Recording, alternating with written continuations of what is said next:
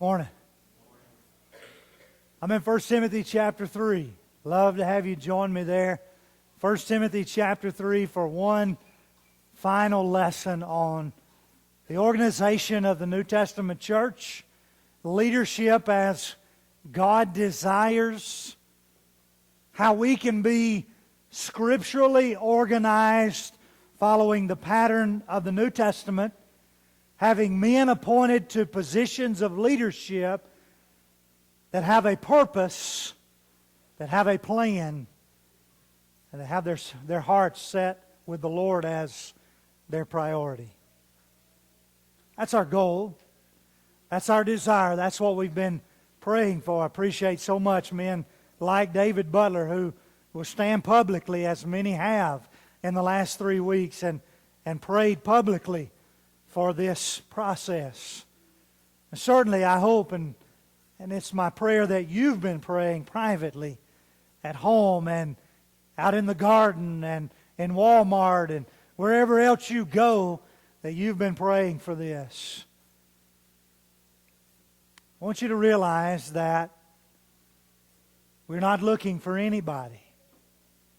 We're looking for somebody. When you take your form, I want you to realize that every male in this room does not qualify. Every adult male in this room does not qualify. Every married man in this room does not qualify. Every man with children in this room does not qualify. And oftentimes we just stop right there, right? Because what we can see is, we can see if a man's married or not, can't we? That's all we see. We may not know what his marriage is like, but we can tell whether he's married or not. And we can tell whether he has children or not. We may not know what his relationship is with his children. We may not know what his children's relationship is with the Lord, but we know whether he has children or not. And oftentimes we just kind of sit down right there, and if a man has those two things, then he must be qualified. And I'm telling you, there are married men in this building this morning with children who are not qualified.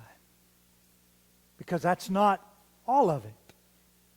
Last week we looked at the elders very, very briefly and very, very quickly. About 20 things listed in 1 Timothy chapter 3 and Titus chapter 1. This morning we move to the deacons. We move to the idea and the design and the pattern and the desires of God for deacons in the Lord's church. I realize this morning that the term deacon is servant. Oftentimes the term deacon can be translated minister.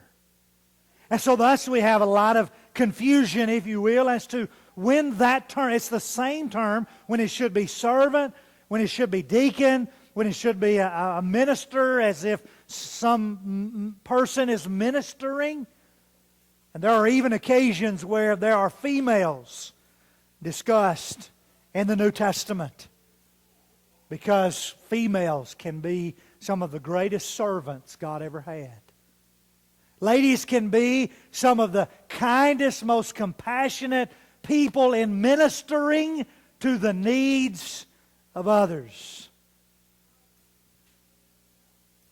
But I need you to understand that as I read my New Testament Bible and I follow the word diakonos, which is translated servant, minister, and deacon, that I believe fully and I believe clearly there is a role, there is an assignment, there is an appointment for a specific individual that bears the term deacon in the Lord's church. And of all the other references, I believe it's described very clearly in 1 Timothy chapter 3. But before I get to the walk, let me give you some warnings. Warning number one. I find nowhere in the Scriptures where the Bible says you need to just go out and find deacons to appoint them. I find in the Scriptures where Paul told Timothy and he told Titus, you need to go to every city, every town, every church, and you need to appoint elders. There needs to be elders, plural, in every congregation of the Lord's people where 2 or more men are qualified.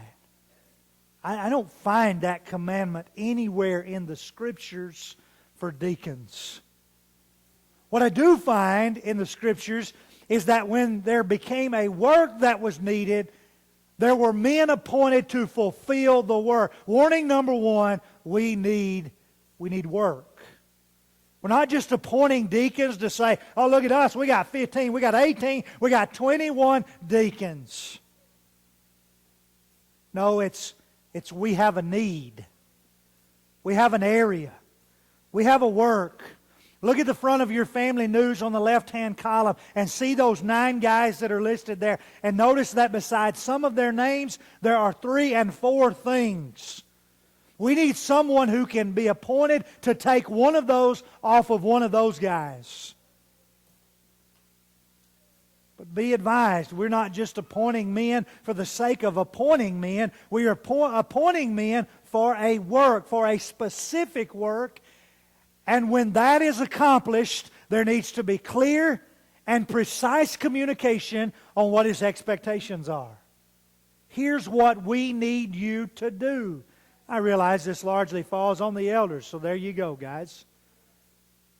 But we're not just appointing people. We're not just appointing men. We have needs. The elders know what those needs are. They have people that are going to be submitted to them, names that they in their minds know, hey, this guy would be good for this particular work and this particular need.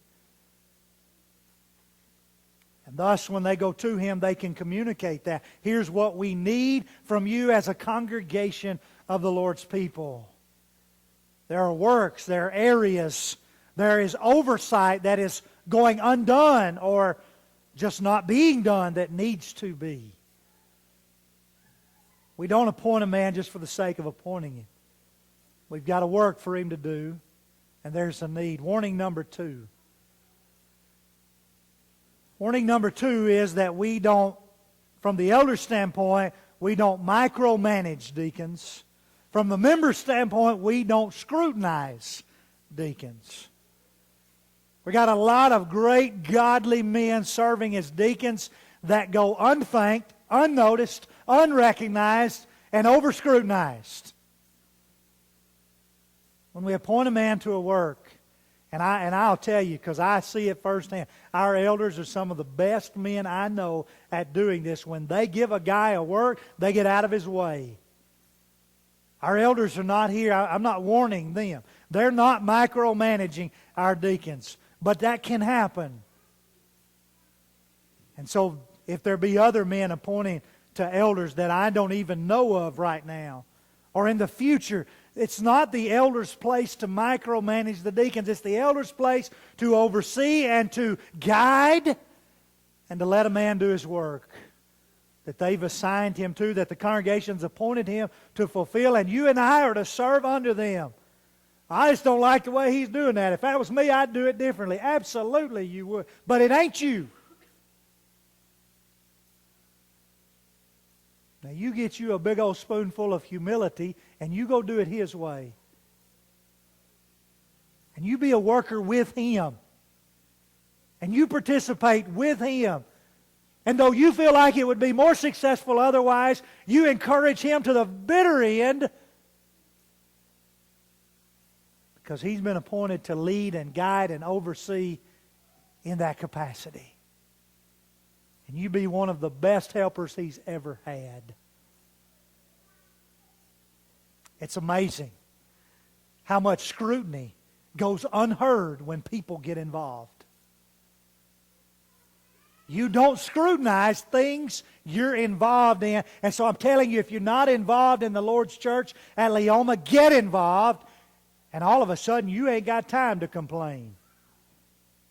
It's amazing how that works. Warning number 3. Oh, I've seen it happen all my life. I've seen guys say, no, I'm not going to be an elder. I'm not going to be a deacon. You know why? Because when a man is appointed to be an elder or a deacon, do you know when you get to resign? When you push up daisies. Because, elders have to serve for a lifetime. No, they don't. Where in the world did we get that? When I agree to be a deacon, man, I'm going to be a deacon for the next 100 years. And the elders are going to assign me a work I don't like, and I'm going to have to do it for 100 years. That is absolutely incorrect. To agree to serve in this capacity is not a lifetime commitment. And it does not mean that, folks, I've seen works juggled around since I've been here in the last 9 years on 2 occasions. What I'm telling you is that things get shuffled among the deacons, if you will. And elders reassign and visit and try to get a guy where he thinks he can be most productive, and that happens. So it's not a lifetime commitment. And just because you're in this work now don't mean you will be in that work forever. Things can change. Additional needs can arise, and you can feel like you're more adequately equipped to do that work as opposed to the work you're in. So as a deacon, as one considering, as one who might be approached by the elders or as an elder, please don't think of this as a lifetime commitment. Think of it as a current, present work that I can be involved in and do well and help the family here at Leoma, and I'll do that as long as I can. And if that means my lifetime, then that's great. But if something comes along and changes for me and I have to back away, then I can be respected in that and honored in that by recognizing that life has changed for me. The walk. What's the walk? Well, there's not 20 of them. There's only about 9. So you're going to get out a little earlier today, right? Here we go. Verse 8. 1 Timothy chapter 3. A deacon must, like the elder, be dignified. Some translations say grave. Some say reverent. I'm going to skip over the negatives. I'm going to come down. I'll come back to those. I'll come down to verse 9. They must hold fast the mystery of the faith with a clear conscience. Boy, that's a mouthful, isn't it? When you think about the mystery of the faith, you understand that God at one time concealed the mystery. God had the gospel message, as it were, as a mystery. We understand now that it's been clearly revealed. God has signed off. God has finished. God is not revealing Himself anymore. He did all of that with the revelation to John in the end. He put it all together. He bookended, if you will. He made it in printed form. Here we go. We got it right here. God is revealing His will right here to us through this. It is no longer a mystery. We understand the message of the gospel. We understand the plan of God. We understand the cross. We have all of that. So then we focus on the word faith. What does His faith look like? What does His spiritual life look like? Is he holding fast to the faith in the gospel that he needs, though it's not a mystery anymore, though it's very clearly seen? Is he holding fast, being very faithful to the message of God? And then we focus in verse 9 on the clear conscience. Does he serve God with a clear conscience? Can he serve in a leadership capacity with a clear conscience? Has he relieved himself from past baggage? Has he forgiven himself for errors that God has forgiven him of in the past that he's repented of? Or is he living in the past? Does he still hold on? Does it still bear on his conscience? Is he weighted down by the struggles of the past? Again, I said last week, there's no such thing as a perfect elder. Guess what? There's no such thing as a perfect deacon. They just don't make them. There's no such thing as a perfect man. We're not looking for perfect people. What we are looking for is a man who is adequately handling his downfalls and weaknesses and clearly moving past them, having a conscience that is trained by the gospel in faithfulness. He's not seared. He's not callous. He has a true, a dignified, a respectable, a reverent conscience that is guiding his life. In verse 10, let him be tested first. Interesting to me that Paul would not say that of the elders, but would say that of the deacons. Then let them serve as deacons if they prove themselves to be blameless. Now we had the idea of blameless, above reproach, without charge. So in other words, if a man is got all eyes on him, and he can handle it. A man knows that he is being watched. A man knows that his life is being scrutinized, and he can handle it. A man that is willing to be in the limelight, if you will. Not that he wants to be there, not that he's asking to be there. This is not a pride or ego trip for him at all, but is willing to step up and is able to handle the pressure, the responsibility, the work at hand, is able to prove himself in being a manager of people, meaning I can get people to come help, and I know how to lead and be an orchestrator of those people to get the job done. He's proven himself. Maybe he's done that at work. In a minute, we get down to verse 12. Maybe he's done that at home. Maybe he's done that at both. Maybe he's doing that right now. Maybe he's done it in certain capacities within the church, though he's not a deacon. He's still been asked by the elders to take a particular event or a particular work, and he's done it well. And he's proven that he can lead people and get a job done, whatever that job is. He's first proven himself and then serve as a deacon. I'm going to skip verse 11 for right now. Come down to verse 12. Let each be the husband of one wife. Same wording as that of an elder up there in the beginning part of 1 Timothy 3.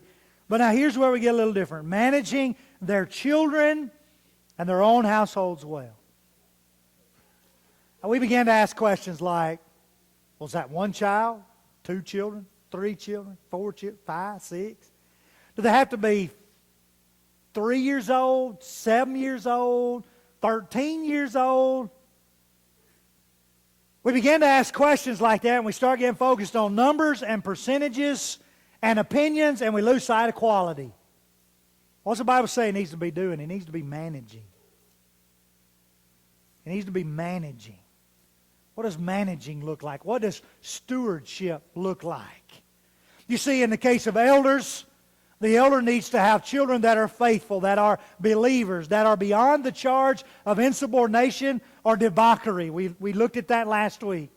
And so we get in our minds that a deacon is a younger man who has younger children, and an elder is an older man who has older children, and they are therefore Christians, whereas the deacon's children may not be Christians. And I'm telling you that maybe all of that is perfectly okay to think like that, but I just... Nothing in here that says a man with believing children, faithful children, he may be an older man, and you appoint him a deacon.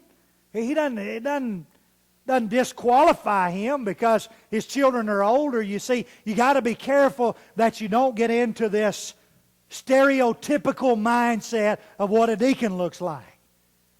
Well, deacons are the 30-year-olds. Folks, we got 30-year-olds that ain't married. Well, wait a minute. There goes your stereotype.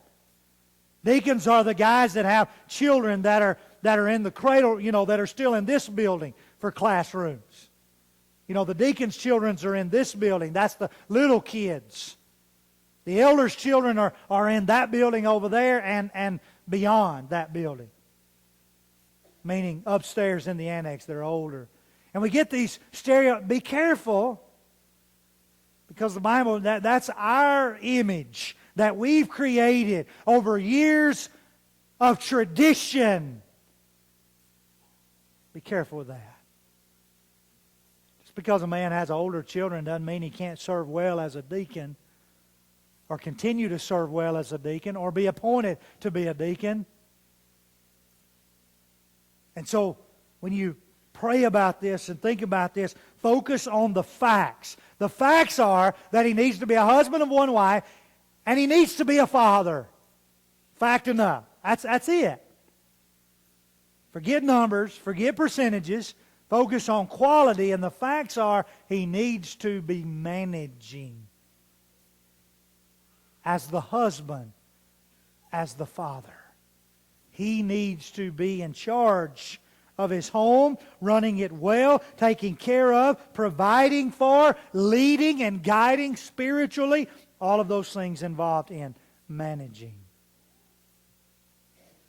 I come back then to verse 8, to the negatives, that he would not be. All of those other things I've just listed, about 6 of them, positive. Here's the negatives. Number one, he not be double-tongued. We can't have a man talking out both sides of his mouth. We can't have a man, we don't need a Christian, much less a leader in the Lord's church that can talk out of this side of his mouth and then go somewhere else and talk out of this side of his mouth. Folks, we got a place for them. It's called Washington, D.C. It's not the Lord's church. You understand? We don't need men like that in the Lord's church. We need men of integrity, men of honesty. And I realize I'm stereotyping politicians, and please forgive me. But the point is the point. We don't need men double-tongued. We need a man who's going to say what he means and means what he says. Lets his yes be yes and his no be no, for the sake of the good of the Lord's church. We don't need a man who is addicted to much wine. Now, an elder, we don't need a drunkard. A deacon, we don't need a man addicted to much. We don't need a man who is going to linger long over wine. That's literally what that means. And the reasons are very clear. Because it jeopardizes his judgment. It clouds his mind. It causes something else to become a priority. It creates an addiction, and therefore he can't focus on what he needs. The list could go on and on and on and on and on. The point is, he's got to stay in control of himself. And thus, being addicted to much wine will cause him to lose self-control, to lose sober-mindedness, and all of the above. And then finally, number 3, not greedy for sordid or dishonest gain. Now, we had that same prohibition with the elders. An elder is not to be greedy or not to be looking for gain. That's not what this is about. Here in the case of the deacons, I could point out from the New Testament principles that it is clear to me that Paul and Peter and the other apostles, as these men were appointed, they were perhaps even traveling around collecting money from the churches for the administering to the poor and taking care of the widows and all those other things. So what I'm suggesting to you is that once the apostles are gone, we know that Judas had the money bag at one time, right? It appears that the apostles had a large control over the money bag, if you will. But once the apostles are gone, somebody else has got to take care of that. It appears that Paul and Peter understood their work was not to be collecting from the saints. And so who's going to collect from the saints? I would suggest to you that there were men appointed for that purpose. And so as they travel around, folks, they got money in their hands from brethren. Thus, it's very important that they not be greedy for sordid or dishonest gain. Now, were they to be supported? Fine, fair enough. If you were in Bible class this morning, 1 Corinthians 9 makes that very clear. A labor's worthy. I mean, it's a principle that a man can be supported, even his believing wife, as a team there. But this is dishonest. But whether it's foul or fair, the point is that you're going to have your hands on some money that belongs to the Lord's church, and you need to be honest with, for example, the elders say, that's your budget. That's the money you have for this year. Now, what are you going to do with it? We don't need a man greedy for dishonest gain for himself or someone else. We need a man who is going to be a good steward of what the elders apportioned to him for his particular area, to use that money wisely. to take care of that, to be a good steward of it, to give an account for it, to be responsible for that and know where it's going and why it's going and what it's going to be used for, and make sure that greed and gain are not ever the motivations for anything.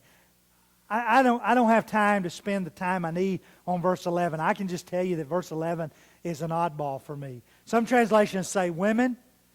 And thus some people take that and they run all different. They run to Phoebe, they run to deaconesses, they run to women deacons, they run wherever they want to run. Here's where other people run with it. Some modern translations say their wives. Who are we talking about? The wives of the deacons? Well, the Bible didn't say anything about the wives of the elders.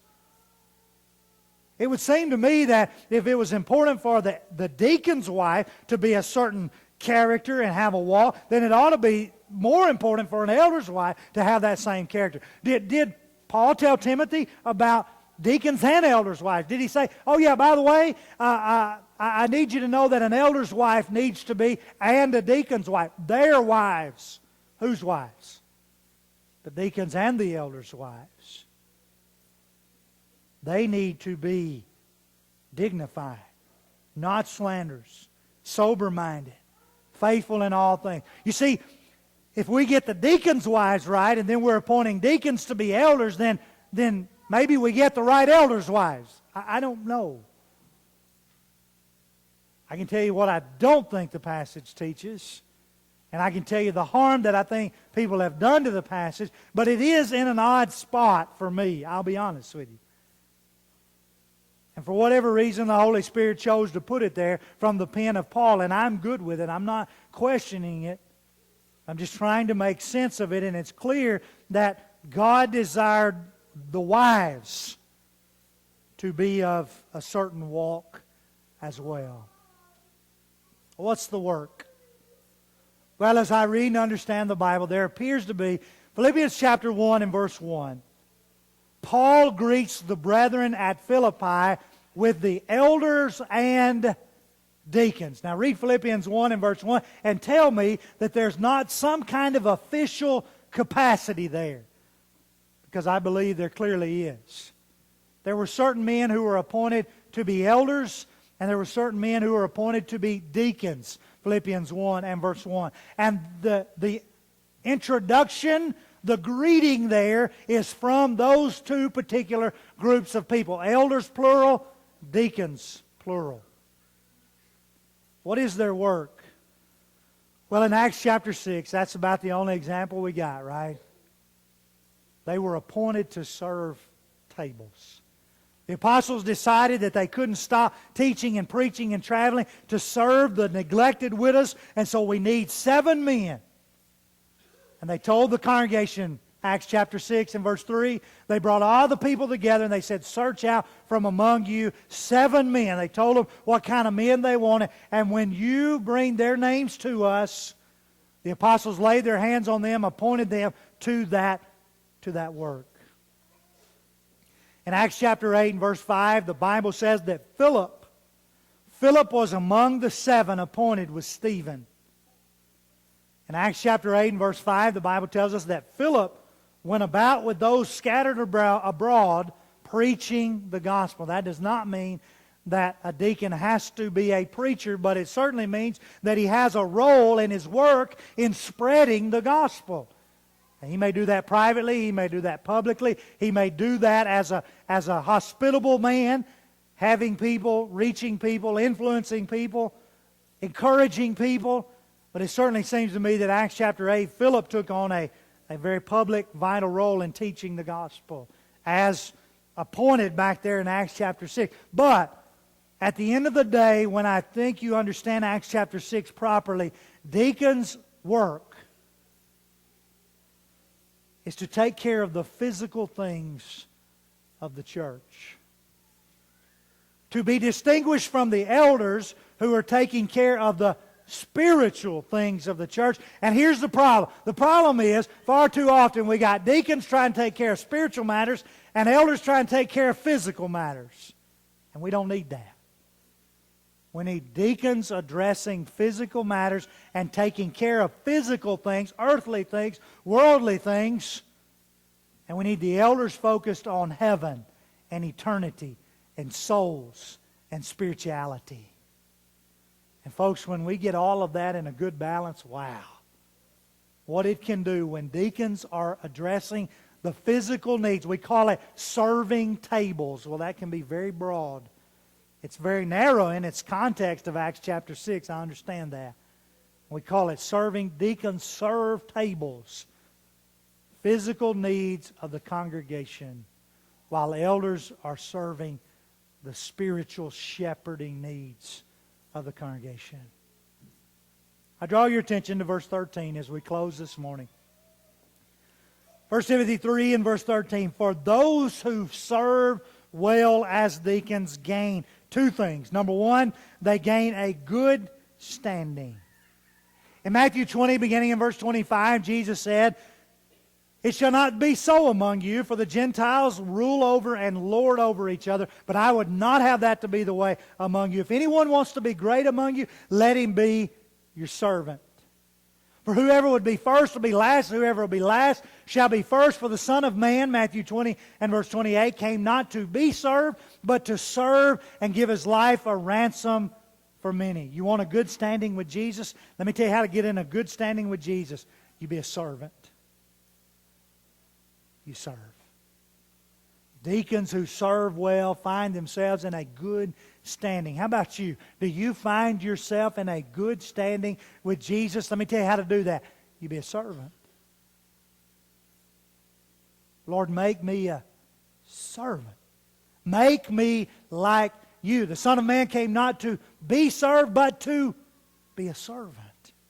And then number two, they have great confidence, 1 Timothy 3 and verse 13, in the faith that is in Jesus Christ. 1 John 4 and verse 17, the Bible tells us that we can have confidence on the day of judgment. 1 John 5 and verse 13 tells us we can know that we are saved. We can have confidence. Deacons who serve well gain great confidence in the faith of Jesus Christ. Do you have confidence in your life? You can. You can know that you're saved. You can have confidence on the day of judgment to be right with the Lord. What a blessing those two things must be. Not only for deacons, but for all of us. To be in a good standing and to have great confidence. Are you in a good standing with the Lord? Do you have great confidence in the day of judgment for your soul? If you want to have, you can. It starts with deciding I'm going to walk closer to Jesus. Just a closer walk. Maybe you need to get closer to Jesus. Can we help you with that? If so, would you come now?